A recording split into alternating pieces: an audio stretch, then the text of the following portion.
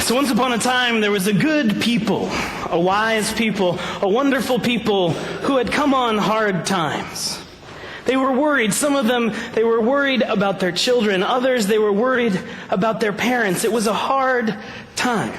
Times were tight for these people, and in the middle of this hard time, there strode a salesman into the middle of town with this enormous bundle, a huge bundle on a wagon which was covered up with this silken cloth. And he called everybody to the middle of town and he said, "Come on, I have the solution for all your problems." And people gathered around and he yanked the silken cloth off of it. And it was this enormous, crazy-looking contraption with pinwheels spinning and golden, glistening gills flapping both on the sides. And he turned it on and it started whirring. And the gills started opening and closing. And started making all of these kind of gurgling noises. And he said, "Behold, we have magic, or the MGC, the machine of global capitalism, and it's here to fix all of your problems." And people stared at it. They said, "What is this MGC? It's so strange." And just as they were starting to question, but what does it do and how does it work? It started gurgling and big, frothy, pink, foamy bubbles kind of popped up out of the top of it, and people were staring as they floated up. And the bubbles slowly floated down onto people's faces and burst, and there was all of this pink powder. And all of a sudden, people's eyes got all glazed over with this pink kind of glaze of the machine of global capitalism. And they started feeling kind of good, but they didn't know why. And all of a sudden, they felt this thing in their pocket, and they reached in. And sure enough, there was money in their pocket. And at the time, they thought that that was their only problem. So they were excited. They said, "Bring on the pink frothy foam. This man is a genius." Really happy about it. So they went back to their homes, and sure enough, every couple days, every once in a while, they would hear this gurgling sound off in the background. And they'd all run to the center of town, and they'd look up as the pink frothy bubbles hoisted into the air and fell down onto them. And they would just eat them up, and they'd look around with these pink, hazy vision, and they loved it for a time. But as there always is, there was one among them who, even with the pink, hazy vision he got, still he wondered, what does this machine do? How is this money coming into my pocket? What's happening? And so the next time the gurgle started and the pink foamy bubbles were up in the air, he tried to sneak, kind of look in the back of it. And he lifted up one of the gills and he peered down into it.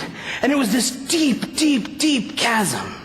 And sure enough, as soon as the pink bubbles started to appear, there was a person. A person just appeared out of nowhere, and he saw them, looked straight into their eyes, and then they fell. They fell all the way down into the chasm, and he could hear them scream on their way down. And "What is this machine?" And he ran up to the person who had set it up, the salesman, and he said, "What are you doing? What is this machine doing?" And he said, "It doesn't matter." And he turned it up even louder and even stronger, and the gurgles and the bubbles and the pink haze fell even over his vision. But sure enough, the next time he knew that he had to investigate even further. And so he lifted up the gills and he looked in while everyone was dancing and singing of how they obeyed and how they were so blessed and so lucky for the foam. He looked in and he could hear the voices of people calling from below. He could hear people calling out in all sorts of different languages. He couldn't understand what they were saying, but he knew that he had to do something. So he went home and he created this umbrella hat.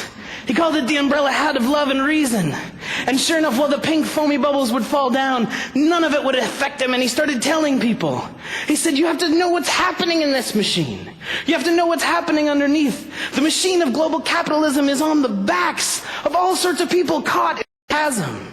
And people said, "Well, but are they speaking English?" And he said, "Well, no, but that doesn't matter. There's people. It's tragic. People are being affected. We have to rise up. We have to mobilize this man. We don't even know what he's doing." And sure enough, the salesman said, "Okay, tell you what, we'll put it to a vote. I will create a proposition that safeguards my machine, my magic machine, my MGC for all time."